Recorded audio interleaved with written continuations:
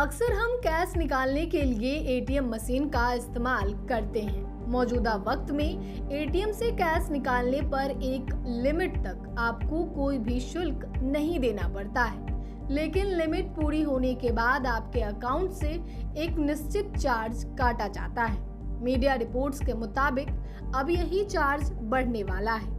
1 मई 2025 से एटीएम से कैश निकालने पर लगने वाले शुल्क को बढ़ाया जा सकता है। इस तरह से अब आपको एटीएम से कैश निकालना और भी महंगा पड़ सकता है। मीडिया रिपोर्ट्स के मुताबिक शुल्क बढ़ाने का यह फैसला एटीएम ऑपरेशन कॉस्ट को देखकर लिया गया है। मीडिया रिपोर्ट्स की माने तो ये बदलाव देश की केंद्रीय बैंक आरबीआई और एनपीसीआई दोनों ने मिलकर किया है। इस बदलाव के तहत 1 मई 2025 से एटीएम मशीन से कैश निकालने पर लगने वाला चार्ज बढ़ सकता है। अभी हमें कैश निकालने पर 17 रुपए चार्ज देना होगा, जिसे 1 मई से बढ़ाकर 19 रुपए कर दिया जाएगा। इसके अलावा गैर वित्तीय ट्रांजैक्शन जैसे मिनी स्टेटमेंट, बैलेंस चेक के लिए भी 6 रुपए चार्ज लगता है, जिसे बढ़ाकर 7 रुपए प्रति ट्रांजैक्शन कर दिया जाएगा।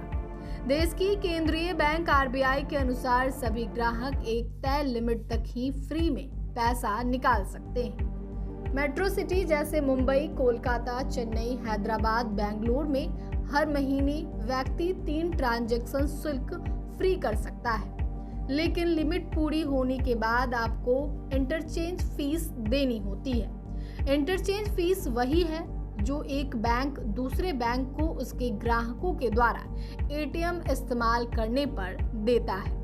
लिमिट पूरी होने पर यही चार्ज बैंक अपने ग्राहकों से शुल्क के नाम पर लेता है। अभी ज्यादातर बैंक अपने ग्राहकों से लगभग 17 रुपए प्रति ट्रांजैक्शन चार्ज ले रही हैं।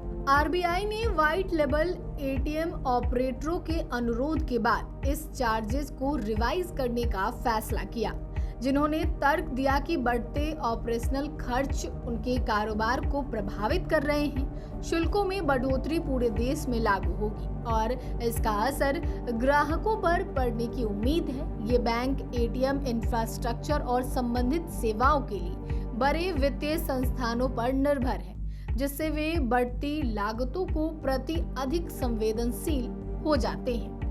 एटीएम से पैसा निकालने पर लगने वाले चार्ज को बढ़ाने की मांग काफी समय से चल रही थी। इस प्रस्ताव की मंजूरी के बाद छोटे बैंकों पर दबाव और बढ़ने की आशंका है। इसके पीछे मुख्य कारण ये है कि वे सीमित संसाधनों के साथ दूसरे बैंकों के एटीएम पर ज्यादा निर्भर हैं। ऐसे में जब ट्रांजैक्शन चार्ज बढ़ जाएगा तो कस्टमर प्रभावित होंगे।